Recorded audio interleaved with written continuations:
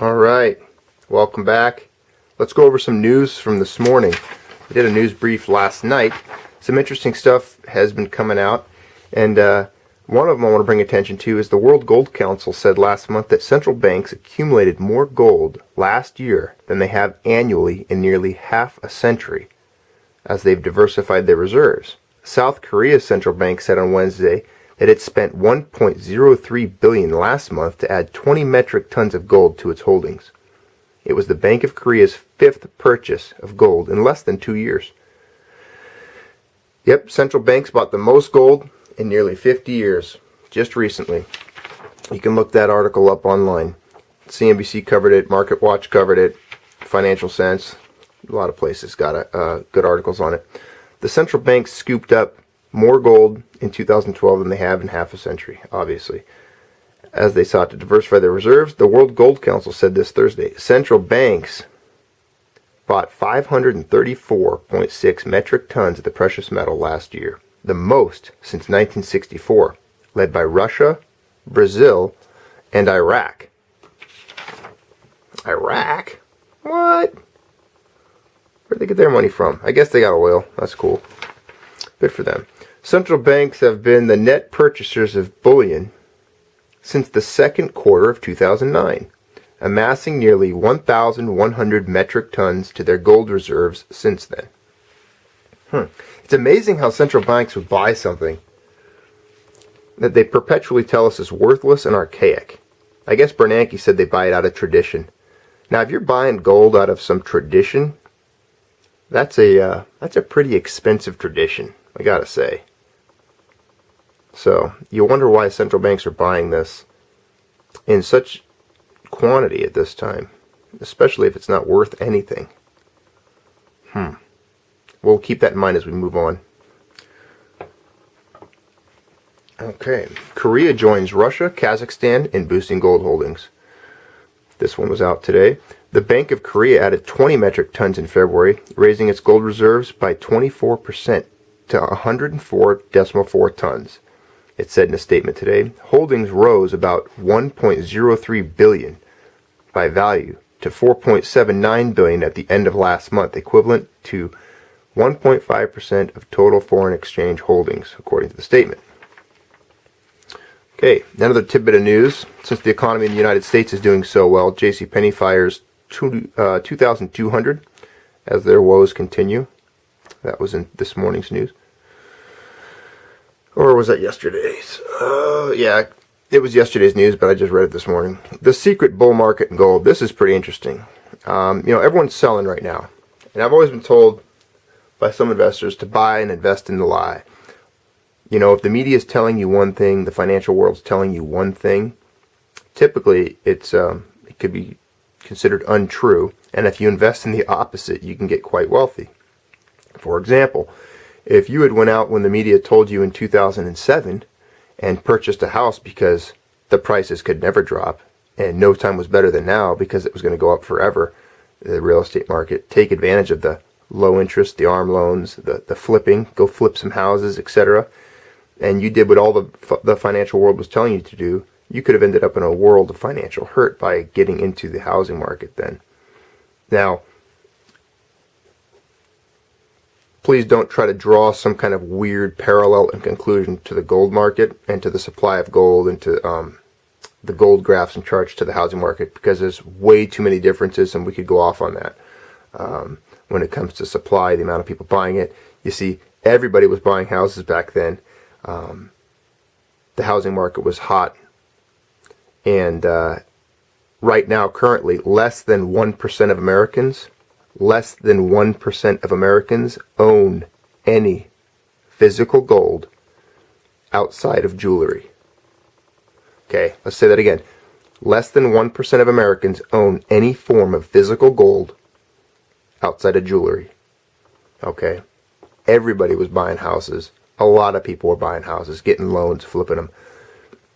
That's just one of the vast differences between gold and the housing market. Okay. Now, before I get into this article, that's why I was trying to cover that point, is right now we're in a period where people are really, or the media, should I say, is really downplaying gold. pointing out that, oh, it's dropped, $100 or this or that. We've talked about this before. If a stock went from $17 to $15, or if a stock went from $17 to $15.50, it wouldn't be getting a lot of excitement. People would be calling it a buying opportunity. People would be calling it a pause, and would be encouraging you to get back into it. Think about it. Imagine if gold was like Citibank, or if it was Ford stock, or Apple, and it was hanging out around. Let's give you a little visual here. I hope this isn't too boring, but if you're at this channel, you're into this kind of thing. So imagine, let's move the decimal over. So gold's hanging out around $17 per share. Okay? And it's going along, and then it dips. And now it's at $15.75 a share. You'll notice if you move the decimal over, it's $1,700 and $1,500. So most people in the stock market would say, oh, you know what? This is a buy. It's on an upward trend, especially when its chart looks like gold's, which is like this. They'd say, you got to get in on it, blah, blah, blah. This is a good opportunity. And that's how I'm looking at gold right now. Right now, mark my words, this is an opportunity to get into gold. We're in a pause. It's a buy flag. Yeah, gold came up, it went down, and now it's flat. Right here, we got ourselves a little area, a buy flag. I think this is a good opportunity, a good time. Especially when you look at the parallels between today, where we are right now, and what took place in 2007 and in the mid and early 2000s. Look at how leverage is reaching 2007 levels. The Dow is breaking new records. Okay, what we're seeing right now is the ramifications of the bailout bubble that Peter Schiff talked about. They've blown it up. They've put a lot of easy money and credit into the system again. The same things that caused the first crash, they're doing again as a remedy to that crash. So when this bailout bubble pops, I think it's going to suck up a lot more wealth and be a lot more destructive to the economy. Okay? So let's look at that for a moment. So we had the last crash, right? Back in '08. What did they do to fix it? What did they do? What were some of the big things they did? Well, they lowered interest rates immediately. They used their supercomputer, okay, and they turned the wheel down and they lowered interest rates with the supercomputer. So boom, interest rates dropped. They put them at 0%. Okay? That didn't really work a lot. So, forget about the first stimulus. Remember the little checks you got in the mail? Everyone got their $500 from the president way back. That's back when Bush was there. Okay, so that didn't work either. So they were giving money out. Helicopter Ben. They were dumping money on everybody. Then they started with QE1. Well, we forgot TARP. Let's put TARP in there. Toxic Asset Relief Program. TARP. That was what? It turned out to be, they said it was 750, but it was more than that. We'll put what they said it was. We know it was about $1 trillion or 1.3 trillion. But it was 750. B with a billion. 750 billion bucks. Boom, injected into the system, bailing out all the banks. Then they did QE1. They did QE2. QE3. Now we're at QE infinity because they're just buying 40 to 80 billion a month in perpetuity. So just dumping, injecting money into the system. So that's right now. We're here.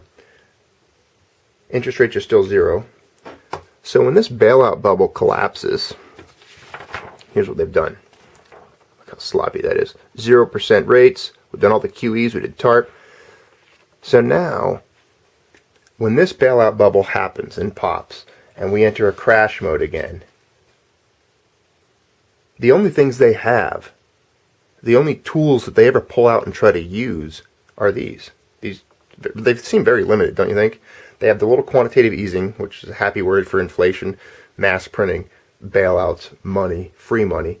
Then they have their 0%, which we're still stuck at. So basically, if this crashes in the next 2 years or year, and it doesn't work, and this bailout bubble pops, what stops are they going to pull out? Because these were all fake fixes, They were just basically injecting heroin into an overdosing narcotics addict, as the analogy Schiff has come up with sometimes. So they don't have any, they're not going to be able to give more heroin. They'll just kill the patient. So when this crash hits, which I do believe it will, at some point, they're not going to be able to use any quantitative easing anymore. It just won't work. People aren't going to buy it anymore. Interest rates won't be able to go any lower. And I don't think they're going to be able to get the money. I just don't think it's going to work. All right, enough on that. That's my take. That's my opinion. All right. Secret bull market in gold. Let's look at this for a second. You're not going to hear about it usually in most places, but you can look this up. It was on Market Watch today. Everywhere you turn, like we just talked about, everyone's talking about how gold's down, it's finished, it's heading for something called the death cross. Well, look at Japan, the world's fourth largest economy. The world's fourth largest economy, Japan. An ounce of gold, which sold for 125,000 yen as recently as July, is now selling for 145,000. It touched 155,000 yen, an all-time record early in February. Okay. Those Japanese who dumped their yen in the past couple of years and stocked up on gold are probably feeling pretty good at this point. Gold's up 36% in yen in 2 years. So much for the collapse in gold. Okay, and this right here is a chart. Gold, this is basically yen per ounce for gold in 5 years. So this is a 5-year chart of gold priced in Japanese yen. So pretty good. A lot of investors there. As everyone knows, the Asians do favor gold. They are buying gold. And as we've talked about in another video, we're in a time period in the United States right now where more gold is leaving the country than at any other time. There's a lot of gold being exported. U.S. Mint, gold bars, and gold silver is leaving the United States. So that should concern you. I put this in here because I know you guys love looking at the gold. So, being that it's what we talk about. Being that it's what we talk about pretty much the most here. But this is, again, this is a way to protect you from that. Because no matter what they do with this machine, with their supercomputer, which I introduced earlier, they're just going to drive the price of gold up. I mean, they can print as many of these as they want. What's it going to do? Eventually people are just they're going to get it. They'll figure it out. There's no legal tender law in the world that can protect a valueless, completely debased, worthless currency, which this is becoming. I remember when the first bailout bill passed. It was at that time that I knew for sure I lost all faith in this currency. When they gave $750 billion to the criminal enterprise and the toxic financial institutions that created this mess, when they gave them that money, when Paulson gave them that money, I knew it was done. I mean, I kind of knew before that, but that was kind of like, you know, if your girlfriend had cheated on you for the 100th time, you should probably get it. But there you go, man. It's definitely troubling times economically. I wouldn't be buying the lie right now or, you know, believing in it, what you're being told with the financial media. It's a pack of lies. It's a pack of false truths. They're filling us up with, you know, propaganda, telling us to believe one thing when everything around us is telling us something different. Unemployment, all the financial markets, it's just volume is low. The only people buying are the trillionaires, the billionaires, the Fed, the Treasury. Remember, 50% of Americans, 50% of Americans have less than 100 of these in savings. They have less than $500. 50% of Americans have less than $500 in savings. Tell me the country's doing good. A lot of headlines point to the opposite. Not only unemployment, but you look at wages, wage earners had the worst year since I believe it was 93, 95. They're the worst 3 years. That's another headline that was on Market Watch today. So people aren't getting paid. We're not making money. How are people living on $7 an hour when it takes almost $4 to buy a gallon of gas? Alright. That's another thing. Everyone should go watch. This is pretty old. I'm sure a lot of you have seen it. But watch Chris Martinson's video on Crash Proof. Check that out. Chris Martinson Crash Proof YouTube video. But watch his fuzzy numbers. The funny numbers or fuzzy numbers. How they calculate inflation. Pretty interesting. Okay. Hope I didn't bore you all to death again. But, oh, it's fun. Like talking about it. Anyways, thanks for the therapy. Let me vent. And join the conversation. Give a shout out to Hot Neo. Thanks for always giving comments. Pretty cool. Again, I appreciate the communications and the feedback. Also to Golden Pharaoh. I finally get it. I understand where the people were drawing the similarities there when it came to the gold thing. So at first I did not get it when people were like, Golden Pharaoh the second?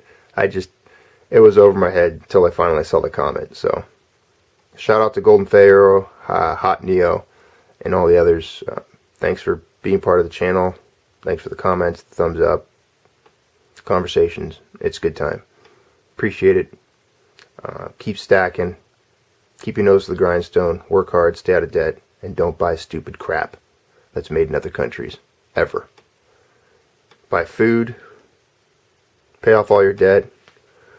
And then just stack something. Alright. These as well.